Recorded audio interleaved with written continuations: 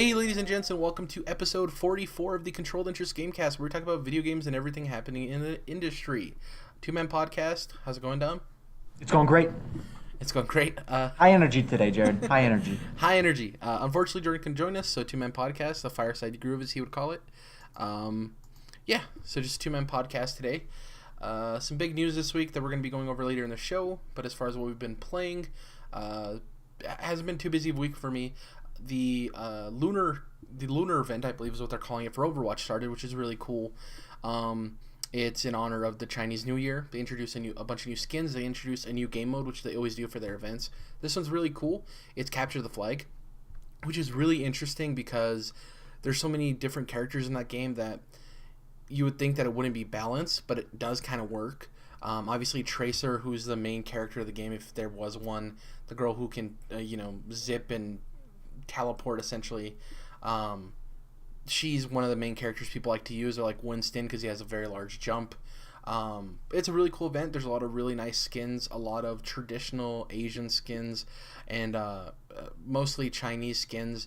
Are you familiar with Journey to the West, Dom? No. No.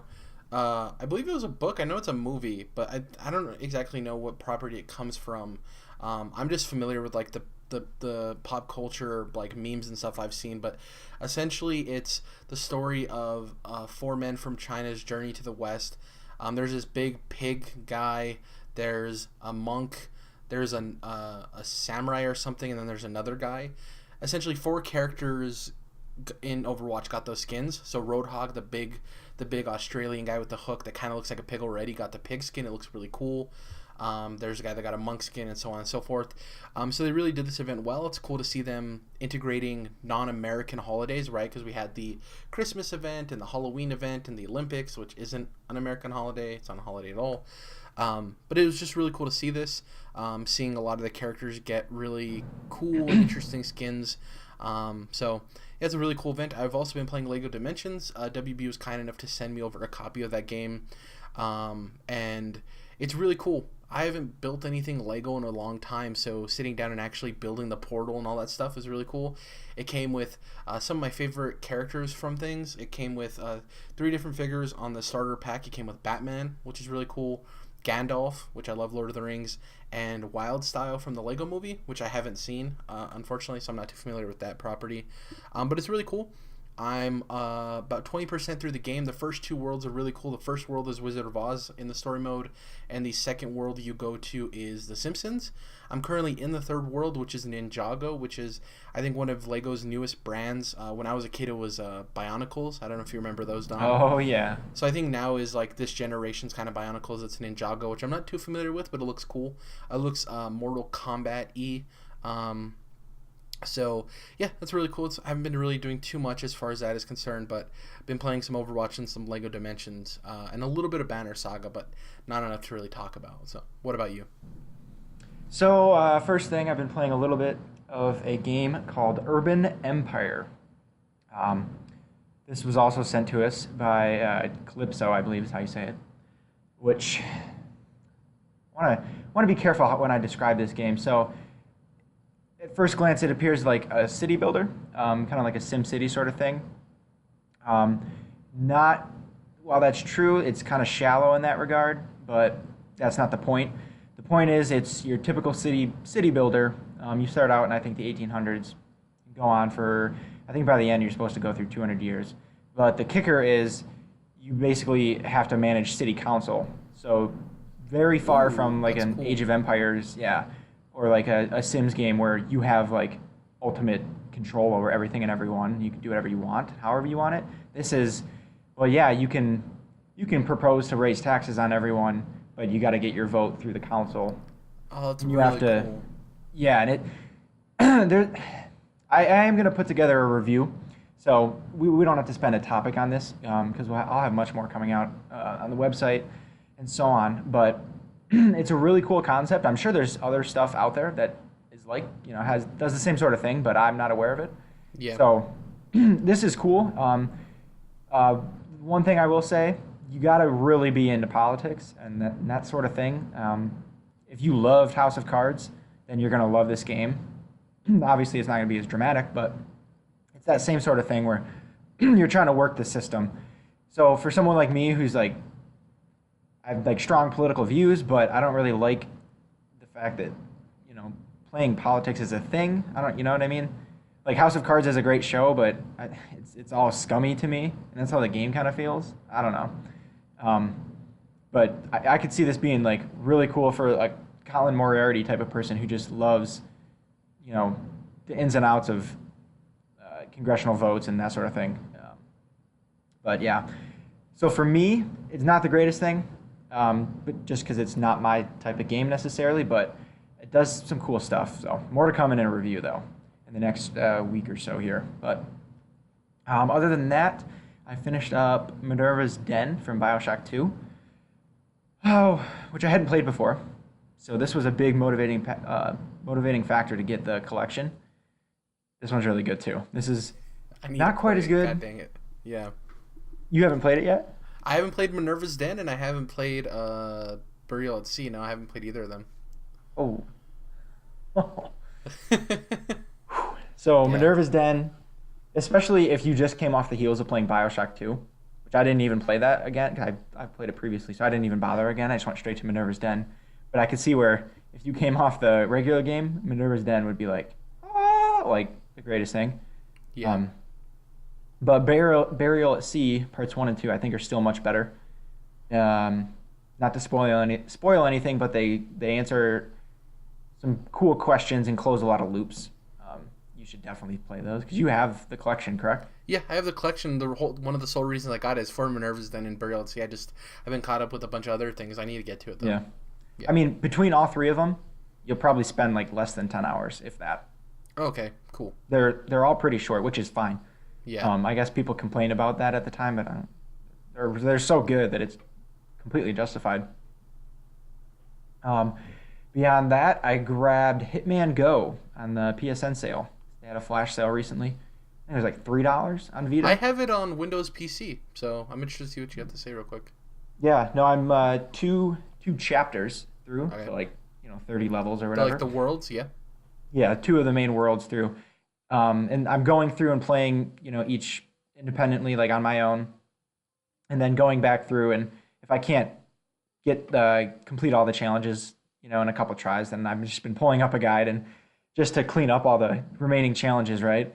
But I do want to at least get through each level on my own, one time. Yep. But I also really want that platinum because it's an easier one to get. Compared to the next game I played, The Witcher 3. Oh, God. Which I booted back up. I eventually want to get to the DLCs because I never played those before, but this might be on the list for a long while. But yeah, it's just as good as ever. It controls jankier than I remember.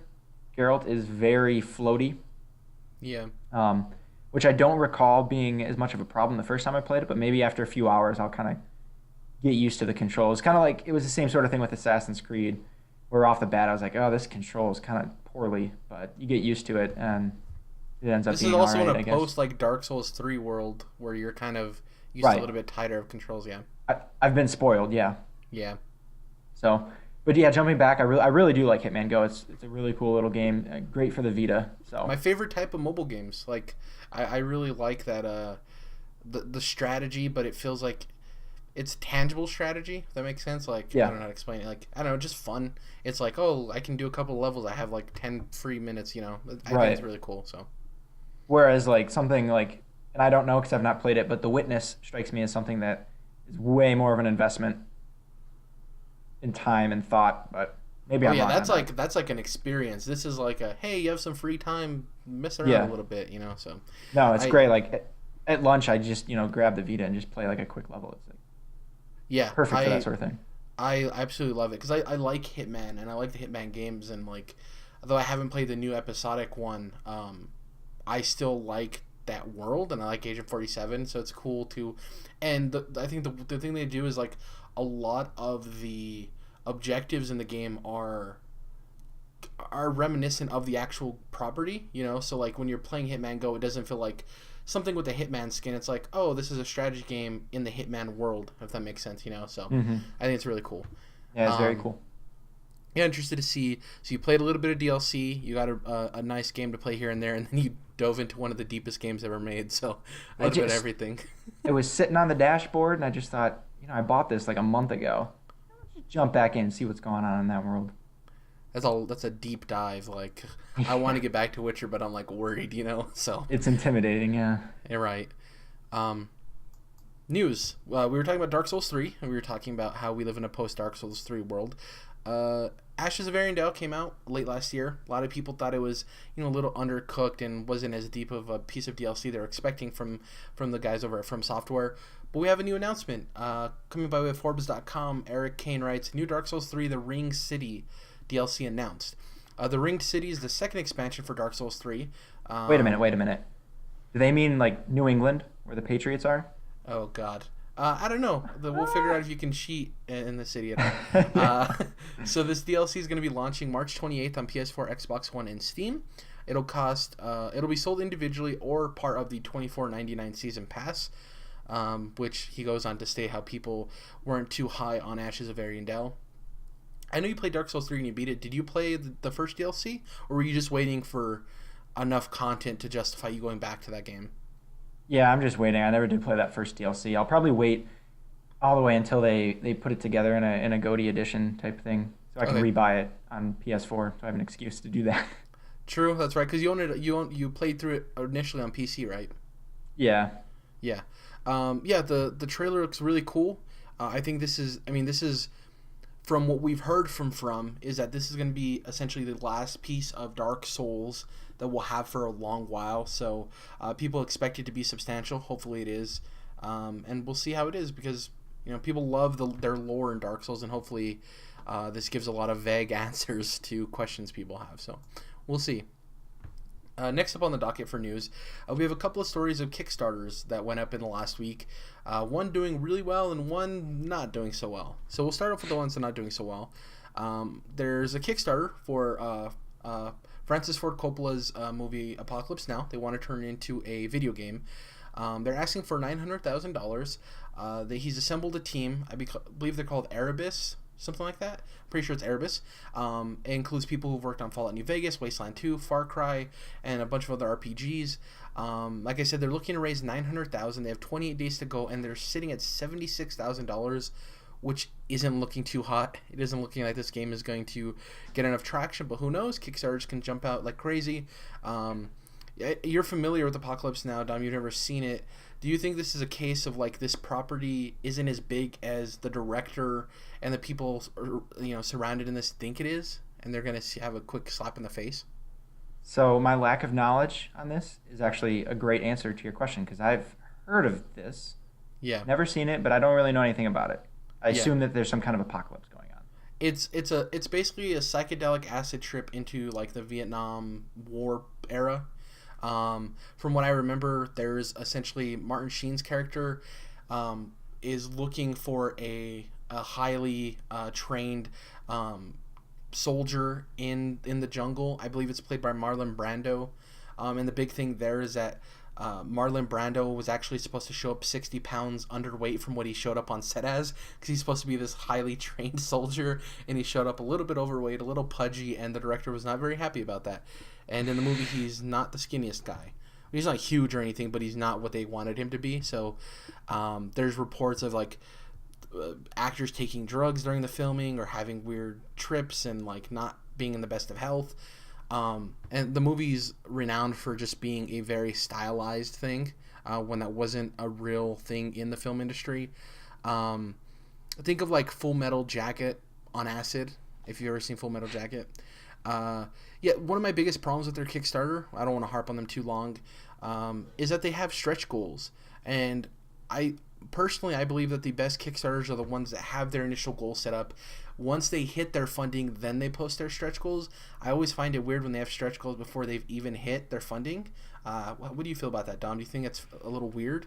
Yeah, I'm with you because the stretch goals are, because this is initially just planned for PC, and then the stretch goals are, we can port it to PS4 and Xbox One, which seems kind of, why don't you make it on PC first? Why don't you see if that's even possible? Yep. Hit that goal. Yeah, and then, like you're saying, and then post some stretch goals and see what you can do. But there's got to be at least the initial demand there.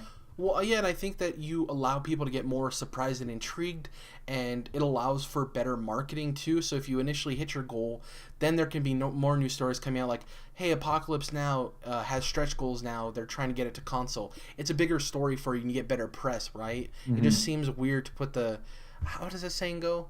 I don't know, put the whatever in front of the horse, or the cart in front of the Carriage, horse. carriage in front of the horse. There you go. Yeah. So Wait, it's kind of weird. horse Cart in front of the horse? carriage.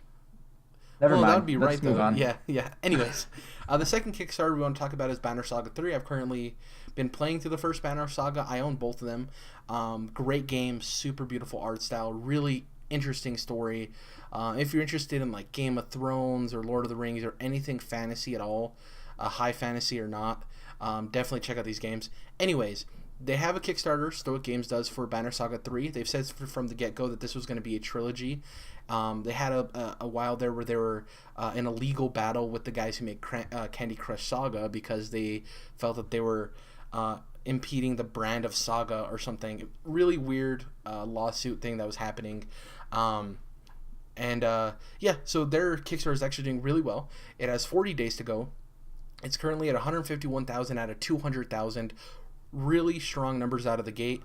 For those of you who aren't familiar with the way Kickstarter works, usually projects get their largest amount of funding in the first 4 days and the last 4 days, give or take. That whole middle area is usually very slow, but there's the big ramp at the beginning and the big finish, and it's cool to see somebody so close to their initial goal. I've gone through the Kickstarter, and from what I saw, they don't even have any stretch goals listed yet, which is awesome. They do a very good job of explaining what they've done in the past and why they're proven. I'm interested. I really want this game to be funded. It looks like it's going to be a lot of people love Banner Saga. This is the end of their saga. The best thing about this is I think once the trilogy's done, they can make a really strong marketing push for buying the game as a trilogy, the Banner Saga trilogy or something like that, and get in the hands of a lot more people. I think this is a game not enough people have played. I think like the care and effort that's put into this game isn't matched by a lot of studios out there, much less somebody their size. And they're completely passion driven. They've had 2 games that have gotten critical success, and who knows if they've actually had talks with companies of striking publishing deals and stuff like that, but they're still going to Kickstarter. So I think they're just a group that relies on their passion for their project, and they want to see something through. So I'm excited. Have you ever had any inclination of playing the Banner Saga, Dom? I'm one of those people that you said needs to play this. Yeah, I really think you would like it. You got into Fire Emblem this year. I think from what I've seen and what I've heard from you is you're not the biggest tactics RPG guy, but you kind of have a likeness to them, like you enjoy them. So the art style is beautiful in this. I know you like fantasy. I really think you would like this game. So if you ever, it's going to be on a sale. That's how I got it for Xbox One. Next time you see it on a sale, pull the trigger and get this game. Because now you more likely have a third one coming out. So I really like when people stick to their guns and they finish a project. These guys are from Austin, Texas too, which is really cool. A studio that's actually not too far away from me, less than a state over. So the really cool thing also they're doing with their Kickstarter is whatever tier you decide to back at, for $20 more, you'll get both of the first games as well, which is really cool. So if you just want the minimum, which I think is like $25, and you get the game no matter what, plus a couple other perks, if you bump that to $45, you automatically get the other 2 games too. So you're getting a deal on the first 2 games as well. So it's a really cool way to pack in backers and give them a reward, right? So I think these are 2 examples here. I wouldn't mind the Apocalypse Now game being made, but these are definitely 2 examples of somebody who understands Kickstarter and understands their audience and how to run a Kickstarter, and somebody who's new to it and maybe holds their brand and IP to a higher standard than what the consumer does. So we'll see how both of those play out. We'll give you guys an update when they're both finished and see how they did. The next story here. One of my favorite, if not close to being my favorite developer, Playdead, released a teaser image. Their new game is going to take place involving an astronaut of some sort. They basically tweeted out this image and they said, "Thanks for your warm reception of Inside. Since release, Playdead founder Art Jensen and the team have been working on the next adventure. This looks really cool. We've both seen this image. The first game, Limbo, that they made was completely black and white for the most part, very eerie. I think Inside was them hitting their stride even better. There was more colors to it. It was obviously a lot of muted tones. There was a lot more animation. It felt a little bit more well crafted. Limbo was a great game, but I think Inside definitely was a master class in design. If anything, Dom, we can assume that you're a kid having to deal with some kind of crazy world around you, right? If their first two games are any indication. There's an object flying to whatever he's standing on, if it's Earth or if it's a planet. Do you think that's a comet or do you think that's a crashing spaceship? I'm gonna go with spaceship. You think it's a spaceship? I think we're gonna have some extraterrestrial shit going on. Yeah. I don't So know. the first game, and this is without spoiling either of the games, the first game, Limbo, had to do with that state of limbo, of not being in heaven and hell, are you dead, are you not, kind of thing. Inside, one of the major tones of Inside is control, and your life and what's going on. And they're very loose as far as narrative, but they do have strong tones they want to hit with the player. So I'm interested to see. A lot of people are speculating this is going to be a game about loneliness and coming to terms with that and stuff like that. So really intrigued. I hope it's a good game. I don't want to guarantee it is because you never know. But Playdead, I'm excited. Hopefully this game doesn't take 6 years, but if it does, I'm okay with that. Yeah. Are you haven't played Limbo, right? And I don't think you've played Nope. Inside either. No, neither. Would this game intrigue you? Would you want to play this game? I still am intrigued by Inside. I still want to play that sometime. It's a really short game too. Yeah. It's on PS4 too, so if that's ever on the sale, you can probably remote play that. I don't know. It's a great game. Yeah. I Yeah. recommend it to anybody. My game of the year last year. So, next story here. The Prey release date was confirmed by a new gameplay trailer. This came out of nowhere. It was a surprise to all of us. Yeah. I think going into this year, Jordan, Dom, and I can all say that this is one of our most anticipated games. It's at least in the top 5 for all of us. Prey looked amazing. It looks really cool. It looks like the best parts of BioShock and Dishonored, which you can't go wrong there. May 5th. May 5th, Dom. How about that date? That's crazy, right? Surprise. It's a surprise. It's way earlier than I think a lot of people anticipated. It feels like we just found out that it existed. Yeah, I love this though because I'm still in the mode where I'm excited for Prey, and I'm not like, is that it gonna get a release date yet?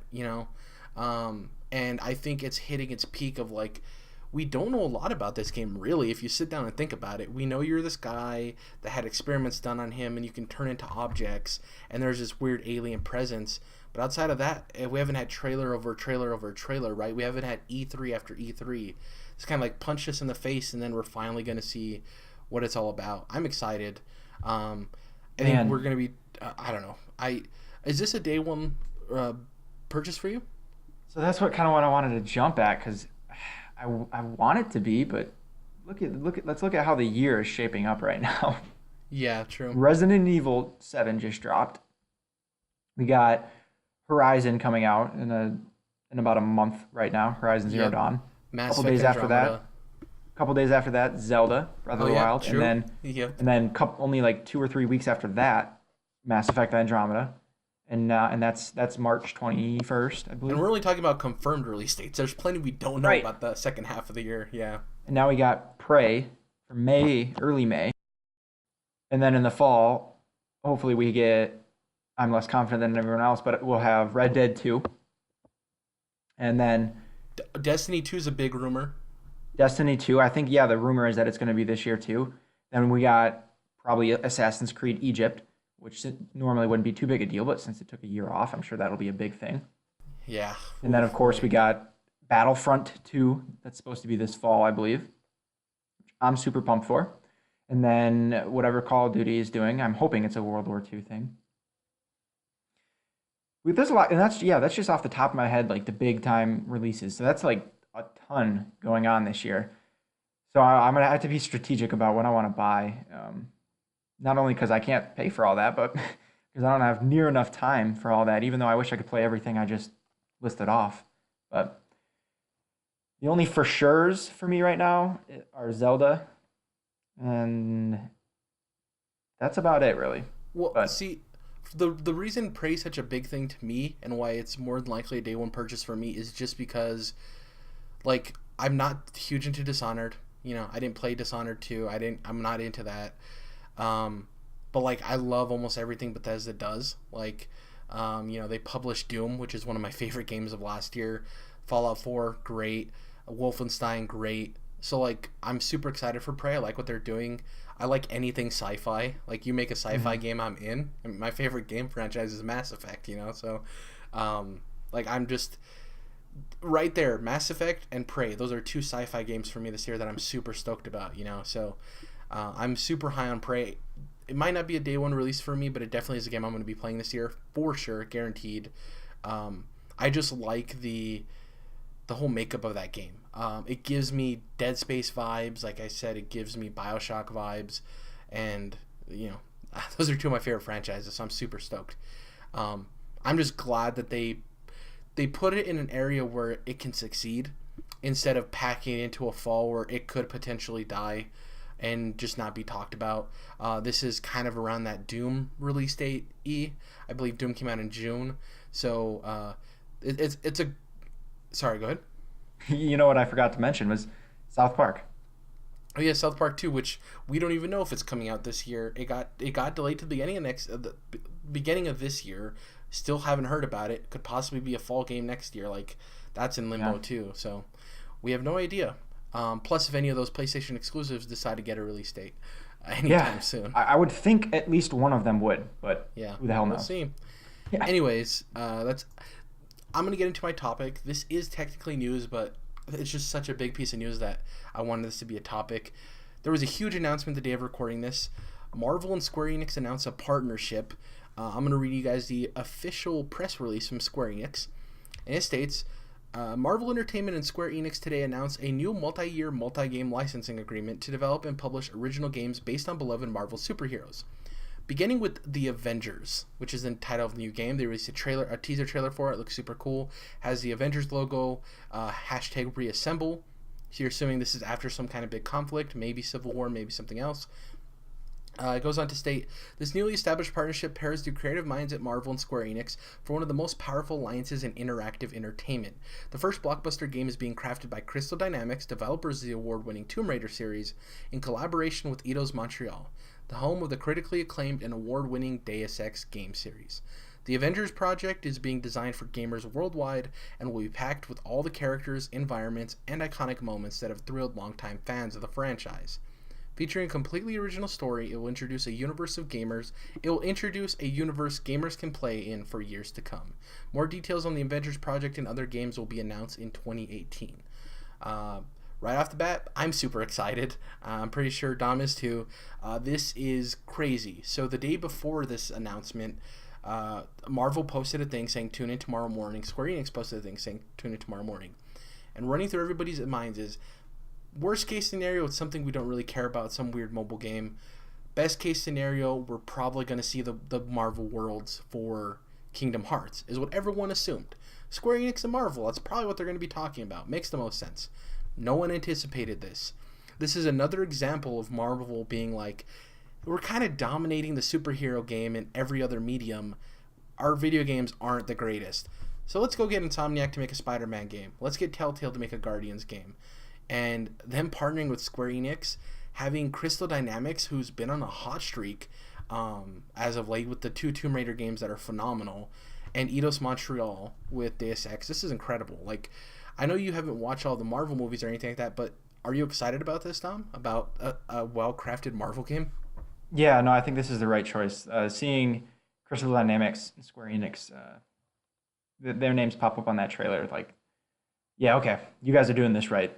Like, you can, Crystal specifically, that's a great pick for a superhero game, right? Because especially fresh off of those two Tomb Raider games, third person action, it's not too much farther away from that. I will be interested to see exactly what at least this first series will be. If it's going to be more of a some action game with some light RPG elements, or is it just going to be straight up like action, like a fighting type game? Yeah, like you said, I'm not as into the MCU as you are, but definitely understand the gravity of what just got announced. This is a huge deal. Yeah, and this is so interesting to me because it's weird that it seems like DC does this in every medium. Is they're good at the initial jump on things, with the movies or stuff, and then Marvel just does it better. And with DC, the Batman games are phenomenal. All of the Arkham games. I haven't played all of them, but I know those games are great games just from what everyone's always talked about. And it's strange that they haven't extended themselves, DC, they see how well those games sell. They see how beloved those games are, and they just haven't extended their hand anywhere else. It's weird. And Marvel now has been like, we used to license our games out, and people used to make okay games, if not bad games. We're gonna take these franchises, take them to game companies that are proven that make really good games, and we're gonna be like, hey, can you make a game for us? Who's gonna turn that down? You get to have some of the most iconic, like pop culture icons of the last like 80 years to work within a video game. It's incredible. Like Crystal Dynamics has done a phenomenal job bringing Tomb Raider back. Though Deus Ex hasn't gotten the greatest reviews, it's still a beautiful game and it's still a well crafted game. And having them collaborate together is phenomenal. I'm kind of with you in the sense of I anticipate this game being more in the realm of Tomb Raider, where it's not an open world, but it's sectioned off open worlds, if that makes sense, like Yeah. open areas. Um, the other thing here, and to take this with a grain of sand, this game might not be out for a while. The fact is they announced this and they said more details on the Avengers project and other games will be announced in 2018. Um, I'm I thinking at best we'll get a game fall 2018. At best, Best. yeah, Yeah. yeah. So don't expect anything this year. I think they were waiting to probably be far enough along that they were confident in announcing this. I can only anticipate when they say multi-game, we don't know how many. They say that they're building a universe in the Avengers project, meaning that at least that series will have at least 2 games, right? You can kind of assume that. When they say other games, we were talking about this before the show. I can almost guarantee that they're going to try their hand at some type of Marvel Go. We talked about Hitman Go earlier. They've seemed to have done a Go game for every Square Enix franchise for the most part. Some big ones. They have Hitman. They have Hitman. They have Tomb Raider, and they have Deus Ex. Right, those 3 Yeah. right there. So you can anticipate there probably being a Marvel one of some sort, or My guess individual is ones. Yeah. Yeah, my guess is individual ones spread out over time. So, Iron Man Go, and then a year, whatever later, Captain America Go, and so on. That they could milk that for a long time. Yeah, I agree. This is great because it's bringing it's just bringing together a franchise everyone loves with a game developer and game publisher everyone loves. My only worry with this, and we talked about this for the show as well, is I really hope that this doesn't turn into an exclusive deal for Microsoft. The Spider-Man game is exclusive for PS4, which is awesome for PS4 gamers, but Dom and I discussed it's weird when it's not a property that's originally made by that company, then it's exclusive. Right. It's just really weird when you think of Spider-Man. I guess when you think of Spider-Man movies, you think of Sony, which isn't necessarily PlayStation, but Spider-Man is more than PlayStation. It's more than Sony, right? It's not Uncharted or Crash or any of these things. It's weird to see it exclusive, which is great for PS4 gamers. I really hope, because we've seen Crystal Dynamics games be Xbox exclusives in the past, at least timed exclusives for a year. I really hope this isn't a exclusive for Xbox. It would be a big win for Xbox and Phil Spencer, but me personally, I hope as many people can experience this as soon as possible. So I'm really hoping that this isn't an exclusive. It's go ahead. What was I going to say? Okay, so I guess I'm curious. How do you envision this game looking? Do you see this as you're going to rotate and play through? I don't even know how many Avengers there are. Are you going to be switching from Iron Man to Captain America? I just the logistics of this game. Well, of course they'll figure it out, and I'm sure it'll be great. But it's hard for me to wrap my head around it right now. Yeah, it's so weird too because they signed the deal. The wording of it is they signed a multi-game licensing agreement with Square Enix, and there's a game under Square Enix's umbrella, the developers Crystal Dynamics and Eidos Montreal making the Avengers Project, meaning that they could possibly have other other game developers making other games under the Square Enix umbrella. So like it'd be weird if they did like a turn-based RPG in the Marvel's universe. That'd be weird. Yeah. But with this game specifically, it's hard because so my initial thought, like we said, is an open area Tomb Raider-esque game, right? And that makes me wonder if like maybe each area or maybe each couple areas or something like that is a different character. So you're not actively it's not like a Lego game. You're not actively changing between characters in one area. It could possibly be that, you know, you change characters as the story progresses. The other weird thing here in the wording is it says introduce a universe gamers can play in for years to come. It could possibly be a multiplayer persistent game as well. Yeah. Maybe this is an MMO? It could also be like an Overwatch-ish game, which would be just insane. like more of a platform. Yeah, so it's like a shooter multiplayer game where you bring characters to it, and if it's the problem with that is Square Enix, like Crystal doesn't have Tomb Raider's multiplayer is okay. That's not what they're known for. Eidos Montreal isn't known for multiplayer, so I didn't even know it had multiplayer. Yeah, it's like Uncharted's multiplayer. Some people say it's so great. It's okay. Yeah, so neither of them really have a strong background in multiplayer, so I think I'm just reading too much into that. What I would love is if they brought back the Ultimate Alliance series, where did you ever play Marvel Ultimate Alliance? No. So, have you ever played Diablo games? No. No. I've watched a lot of Diablo. Okay, so you know how Diablo is, it's like an isometric or top-down dungeon crawler, right? Yeah. And you control one character. Imagine having that one character, but you could either switch between 4 characters or 4 people can be in that same game with you, if that makes sense. It's like Gauntlet meets Diablo, kind of. Yeah. And they're really fun games. They're button mashers for the most part. It'd be interesting to see Square Enix kind of dive into that and make it more polished. They were good games. They weren't great games. I think the Activision upreses or whatever they wanted to call them that came out on Xbox One. I don't know if they came out on PS4. They were charging like $40 for both of them, which is insane to me. Maybe even $60. I don't remember the exact price. Way too expensive for those games. I was really thinking about buying them possibly. Didn't even happen. I'm just trying to think. It's hard to figure out what this game's possibly going to be because it can be so many different things. Yeah. It's a lot to think about. Have you played either of the Tomb Raiders? Yeah, the first one, yeah. Did you like it? Yeah, no, it was great. It was fun. Like the gameplay was great. It looked really good. The story, I really couldn't have cared less about. It was kind of just there. But Lara was really cool. Some of the other characters are kind of lame, but overall, no, it was great. Yeah, it's weird. Like it's awesome that this deal was made, but it's weird because we don't necessarily have a pin on what this game is going to be, you know? So it's really interesting because with Insomniac and Spider-Man, it's like that makes sense. We know what that game is, right? You know exactly what it is. Yeah. It's infamous, you know. With this, it's like even the Telltale and Guardians of the Galaxy, we know what that game's going to be, you know? Mm-hmm. It's a Telltale game with the Guardian skin on it. What if Telltale comes out and like it's just a first-person shooter, like completely different than what they've been making? Yeah, and that leads me to believe that, like, you know, Occam's razor, usually the most obvious answer is the right one. Maybe it is just open area, Tomb Raider-esque, but Marvel characters, you know? And I'd be fine with that. It's interesting because the world that Eidos Montreal built with Deus Ex is so deep and there's so many details that I'd be really intrigued to see what their kind of cities and landscapes and areas kind of would be, you know? So, I don't know, just it's really intriguing. It's really exciting.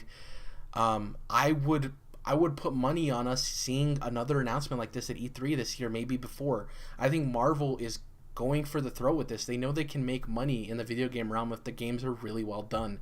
I would almost guarantee that we'll see at least one more partnership by the end of E3 with another company, which would be amazing. I'm super excited for that. I think we both are. If Jordan was here, he'd be super excited too. We look forward to what they have, and they say we're going to hear stuff in 2018. We might see some kind of weird teaser trailer at E3. You never know. So keep your heads up, and hopefully we get this game by the end of 2018 at the very earliest. I'd be surprised if this game came out next year, but we'll see. Who knows? Anyways, Dom, we know Prey's coming out May 5th, 2017. What's your question regarding all of this? When is Wolfenstein 2 coming out? Oh, when is... Yeah, they teased it last year at E3. And I guess the easiest way to put this is, what does Prey's release date mean for Bethesda's 2017? Like, yeah, so what does this do for their roadmap, and what does the rest of the year look like, and then the coming years?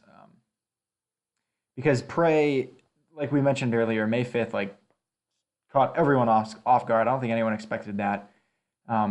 The assumption was, probably at E3 we'll hear about Wolfenstein 2 coming out in the fall. That seemed like the obvious answer.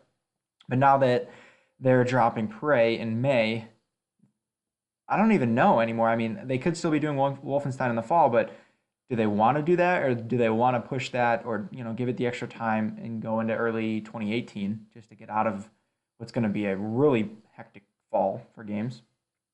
And then who knows? Maybe there's something else that we're not aware of, or the timing we're not aware of, something that maybe we're expecting way later, but that ends up coming out. Or again, maybe something completely off the rails, like another Fallout game. Maybe that Fallout Detroit we always talk about. But that would be a pretty much irrelevant game because, if you've been to Detroit. Anyway.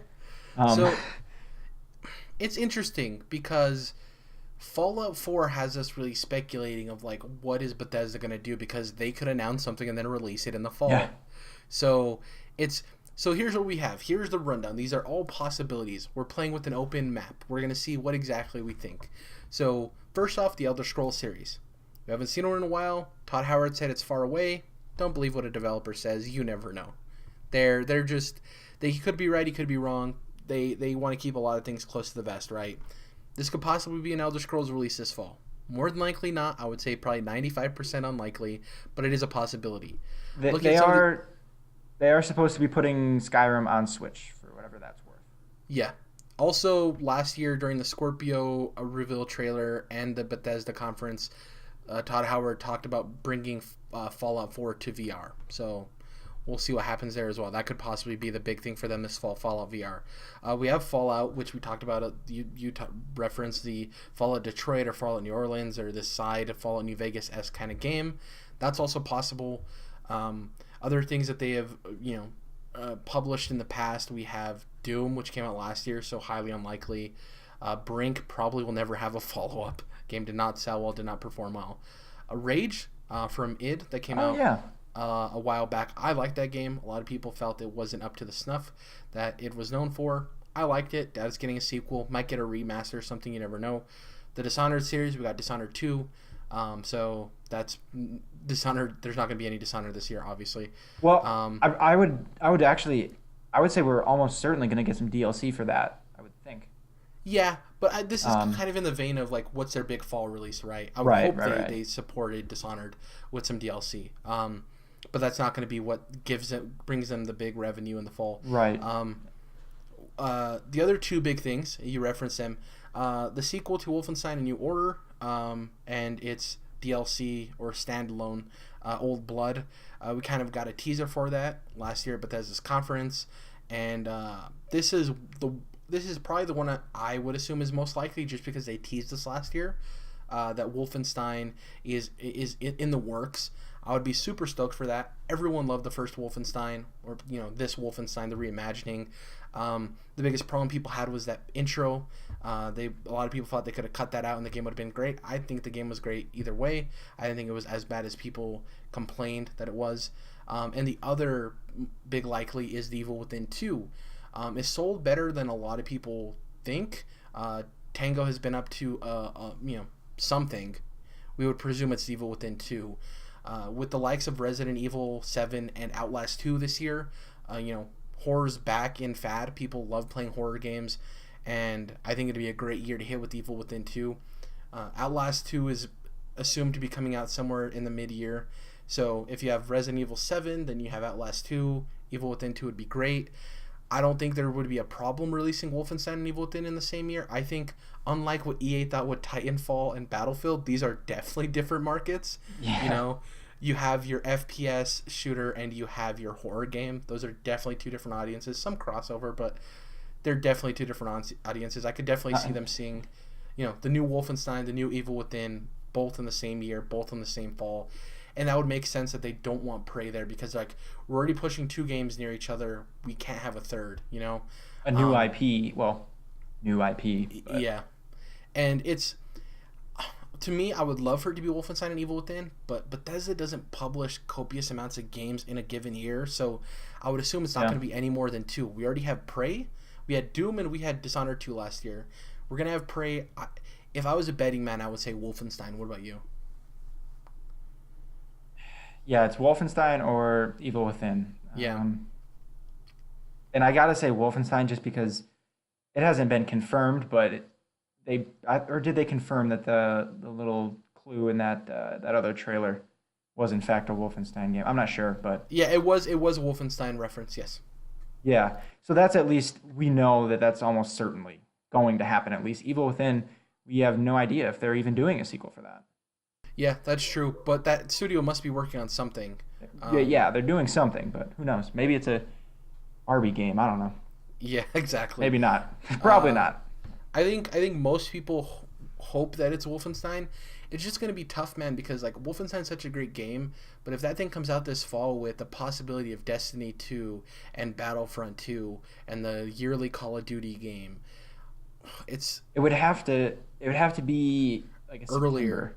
Yeah, early. Maybe in August. Yeah. November is where you really want to steer clear of. Yeah, and as Call of Duty showed last year when everyone thought Infinite Warfare was going to be downhill, and then it ended up being the best-selling game of the year. So.